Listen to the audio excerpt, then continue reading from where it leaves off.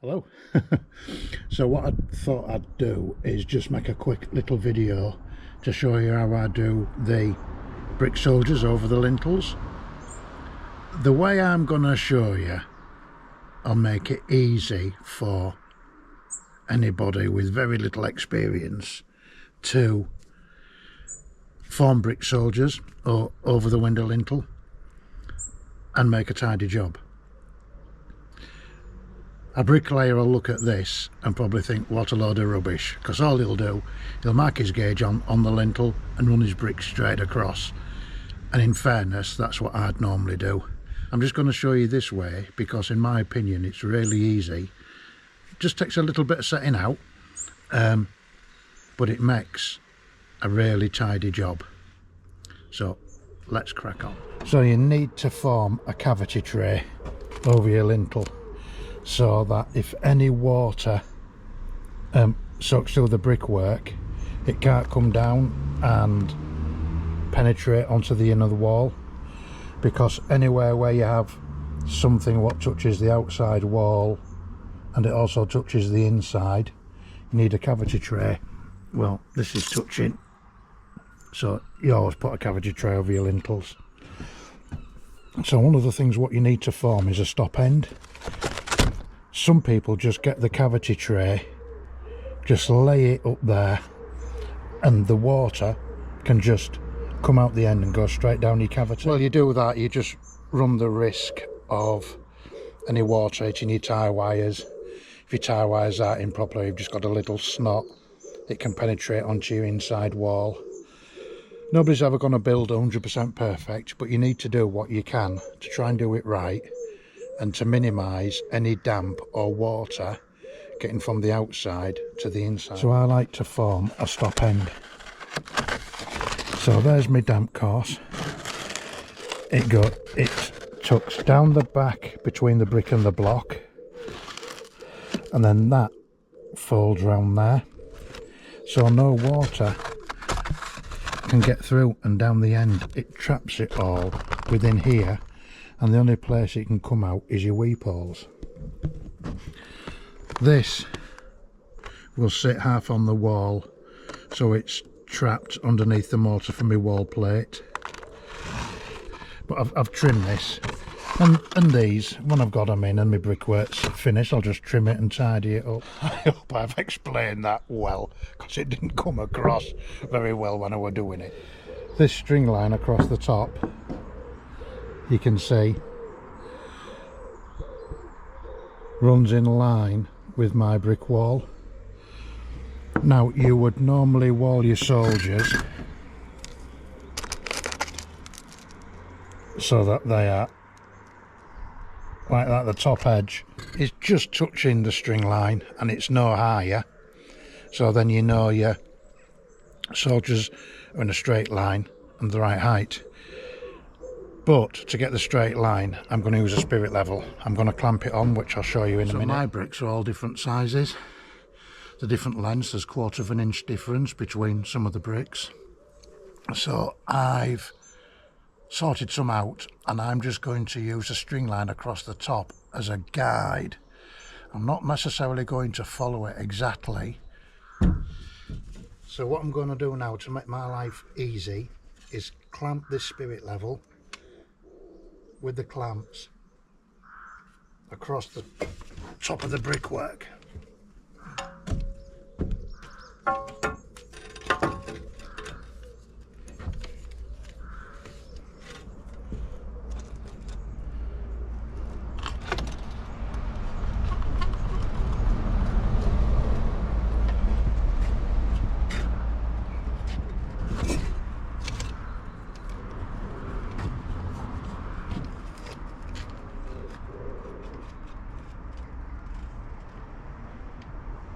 There you are. So I've just clamped my spirit level onto my brickwork, this end and that end, and because that spirit level is sitting against the face of the bricks, when I wall any bricks on there, providing they're touching that spirit level, I know they're not tipping forward and they're not tipping back, so they're going to be spot on. But the problem now is I don't know where the bricks need to be. I don't know if a brick wants to be walled there or there.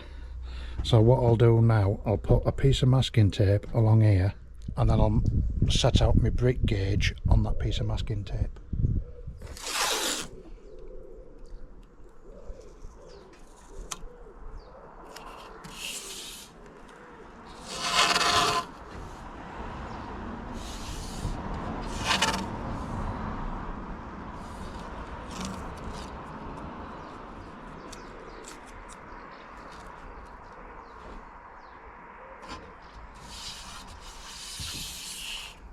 I like to mark both ends like that. That one there and that one there, just in case my clamps were to fail and my level was to fall, I can pick it up and put it on an exactly the same place again. So now what I need to do is work out my brick gauge, work out where every brick sits on, and mark it on the masking tape. In an ideal world it would be every 75 millimeters, so that's 65 millimeter width for the brick and 10 mil for the brick joint. But it's not always the real world. It doesn't always exactly work right. And you want to space your joints out so that all the brick joints are even. You don't want to space them along at 75 mil and have a 10 mil joint, then at the end you've got a 15 mil joint or 5 mil joint. You need to do your preparation first. These Brickmate tapes are really handy because look, it shows you your first joint there, that black hash, then you've got 65 mil for your brick, and you've got a 10 mil joint, and you've got a brick, and you've got a 10 mil joint, then a brick, and it tells you how many bricks to get to that point. 3, so there's 3 bricks. Look, 1, 2, 3. So brick gauge tape can save you a lot of time if you've got one. So let's just see.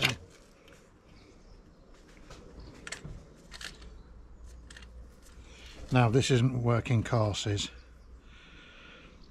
so I've got 1240.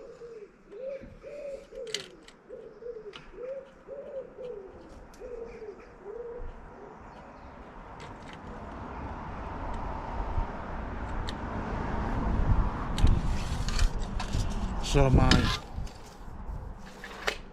joints are going to be wider than 10 mil. So I just need to work out what that's going to be. So it's 1240 wide, which is wider than what it would be in an ideal world, and I've got 16 bricks. So I'm going to divide, if I can open my calculator. 1240 divided by 16 equals 77.5. So rather than my bricks being every 75 millimeters, they're going to be every 77.5. So I need to work that out now.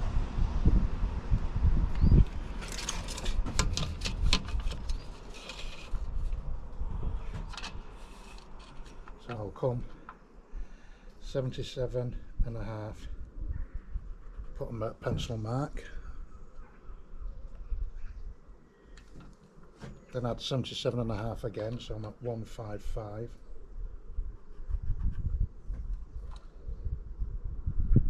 and 232.5,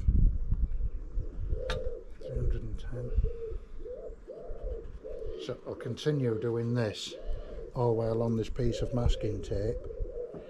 Right, so you can see I've put these pencil marks on, and that is where the edge of every brick needs to be walled.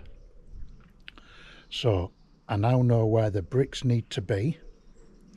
I've got my spirit level on, which will stop the bricks tipping forward. I've got this line on just to help me control the height of the bricks, because I don't want them higher than the line, and ideally I wouldn't want them any lower than the line. You'd want the tops all to be spot on. Unfortunately, there's 1/4 of an inch difference between my bricks, so I've been through the bricks and sorted some out, but they are not all exactly the same size. So I will use the top line to get the top something like, and I'm going to put another line on across the bottom of the lintel to help me control the bottom of the bricks, because I want them something like. I know that I'm not going to get the top and the bottom spot on, but as long as I can get them, you know, something what appears to your eye nice, I'm happy with that. And again, that's where the skill of a bricklayer comes in, because over the years you can learn what you can get away with, what you can't. Some things aren't worth stressing and worrying about for a few millimeters, because in the scheme of things you don't see it, you don't notice it. As long as it looks something nice to the eye, it just all blends in. Right, so I'll stick some mortar on there so I can bed the damp course on.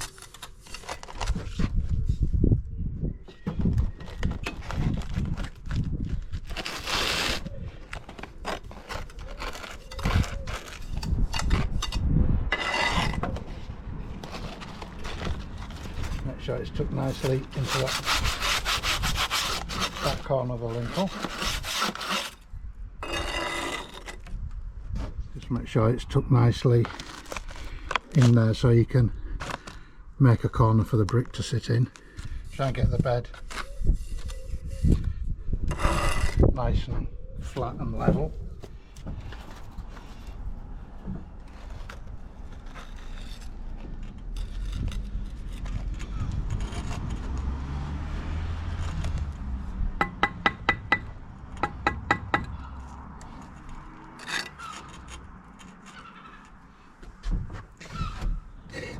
Nice full mortar bed.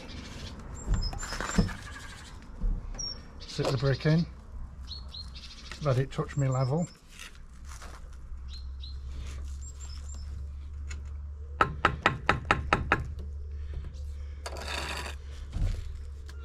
My brick's just touching that bottom line, so I know that it's going to be straight across. I've got my top line as a guide.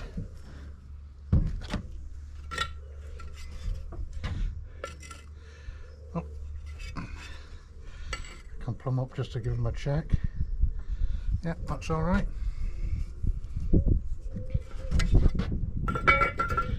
Then we'll just carry on like that all the way across. I'm going to put a weep vent in there now. Get a weep vent in.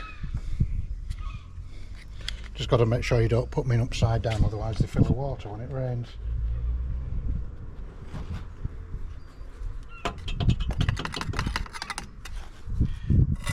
Make sure you get the bottom looking nice and tidy. Oh.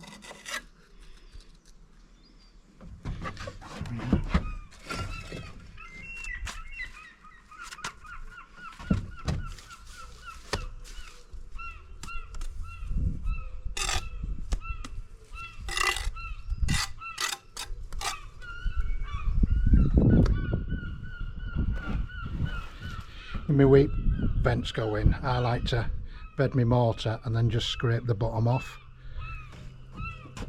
so it's not all, you don't got all excess mortar pressing all up against the weep vent.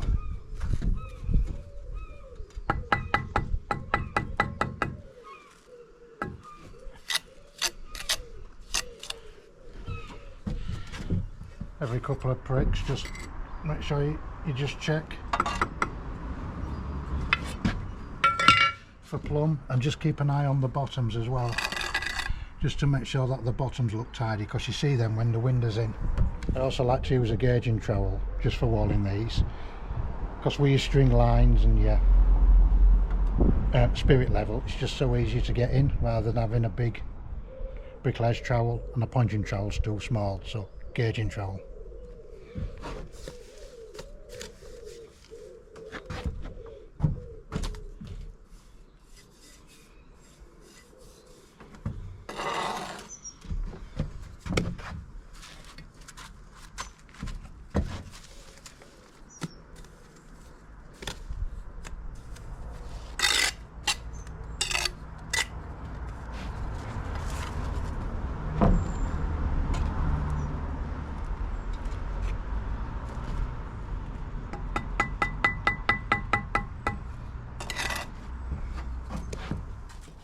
Put my shoulders across. I was in the process of stripping the scaffolding, then it started to rain. It's raining now. Well, I hope you like that little video. Might just help somebody. There's a bit of faffing around. Like I say, a lot of bricklayers won't do that. They just put a line across the top and gauge it with the tape measure and run them in. But it's so easy with your lines, and if you can clamp a level across, it's so easy. Just take 10 minutes to set it all up. Well, it's effortless. I shouldn't be saying that, should I? I should be saying, oh God, it's hard. Oh, it's hard. But it gives you a nice finish. So I don't know what I'm going to go do now. I'll find something to do. But thank you very much for watching.